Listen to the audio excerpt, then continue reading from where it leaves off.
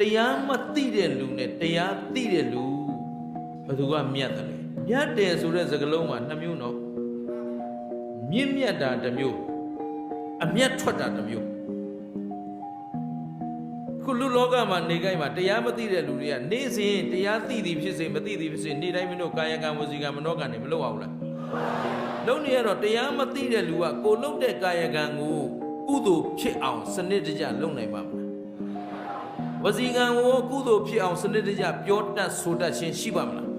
မရှိဘူးကိစ္စပြီးသွားဖို့အရေးကြီးတယ်ညာတိုင်းညာတိုင်းပဲလေတိုင်းလေတိုင်းပဲဂုံးတိုက်တိုင်းဂုံးတိုက်လိုက်မယ်တိမ်ဖြင်းပေါ့ပြတ်တဲ့စကားနဲ့သူတော်ဘာသဘောကျအောင်ပြောတိုင်းရင်ပြောပလိုက်ဟုတ်ပလားဟိုရှိမှာဒုနိုင်ငံလိုပဲအငိမ့်ကနေအဲ့တော့အဲ့အငိမ့်တို့ဇတ်တို့ဆိုတာအောက်ကလူတွေသဘောမကျကြအောင်မဟုတ်ကအကုန်ရှောက်မပြောအောင်လားပြောရအဲ့ဒါအကျိုးရှိတဲ့စကားလားအကျိုးမရှိတဲ့စကားလားဒါပေမဲ့အဲ့ဒီစကားစီကုသိုလ်လားအကုသိုလ်အကုသိုလ်အဲ့တော့အကုသိုလ်ဖြစ်ပြီဆိုကြတဲ့ကံလောက်တာချင်းအတူတူအကုသိုလ်ဖြစ်အောင်လုပ်လိုက်ပြီဆိုတော့ဒီပုဂ္ဂိုလ်မြတ်သလားရှုံးသလားဟောဒီမှာတရားနဲ့လျော်အောင်မနေတတ်တော့အပြစ်ဖြစ်လာ